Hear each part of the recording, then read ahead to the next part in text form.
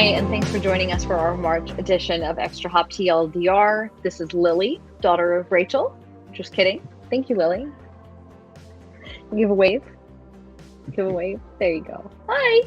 Okay. Thank you. You can go now. There you go. There you go. Upstairs. Go upstairs. We'll see. Anyway, just kidding. There's actually a quick refresh of what you may have missed in cybersecurity, which is a hard sentence to say with a straight face when my child is singing in the background. In any case, I'm Rachel Pepple. Hello, everyone. I'm Paul Diddy. And I'm Justin Carter, and each month we're going to recap some interesting stories from ExtraHop and other cybersecurity industry leaders so that you don't have to.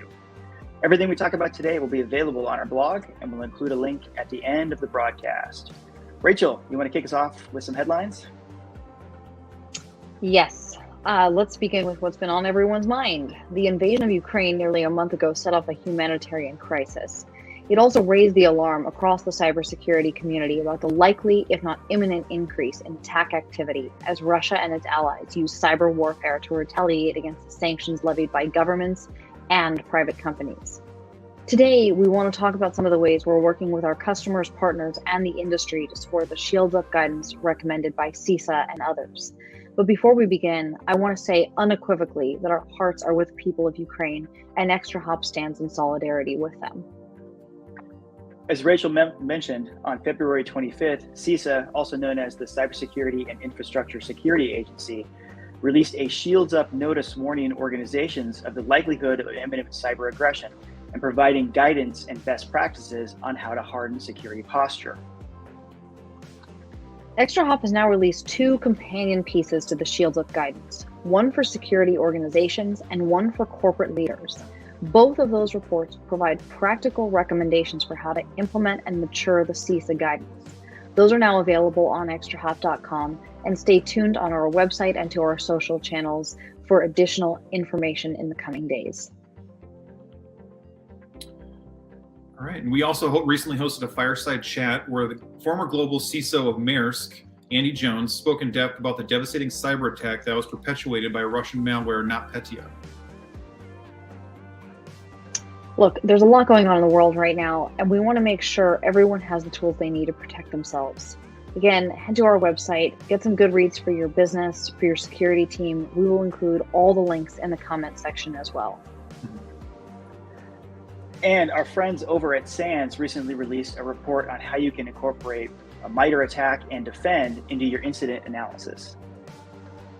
That's right. You'll gain insight into how these complementary frameworks, and you'll learn, my goodness, this is apparently a mouthful for me to say today. You'll gain insight into how these complementary frameworks work and learn about the different tactics threat actors use to bypass vulnerable systems. It's a great report, and it's available on our resources page now.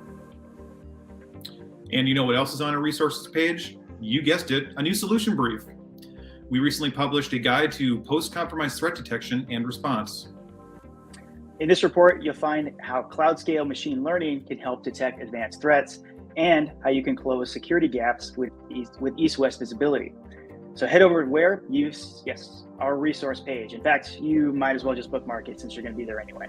Mm-hmm. Now it's time for Threat of the Month, and this time we're talking about CNC beaconing. CNC stands for Command and Control. It's a type of malicious communication between a CNC server and the malware of an infected host.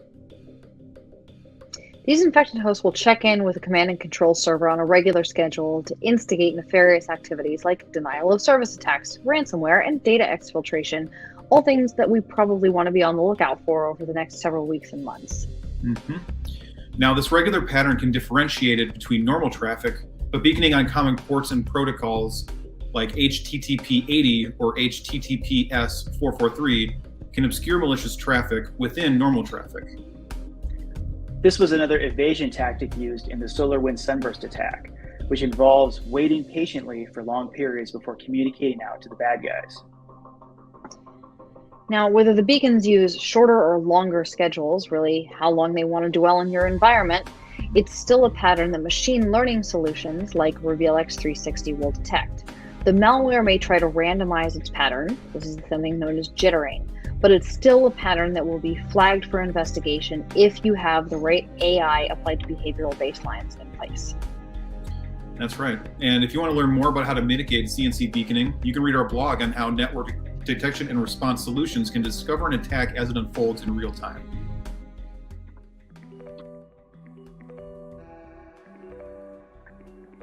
Now let's move on to some cyber news around the internet. First up, ExtraHop joined the CyberWire X podcast to talk about Log4Shell with Dave Bittner.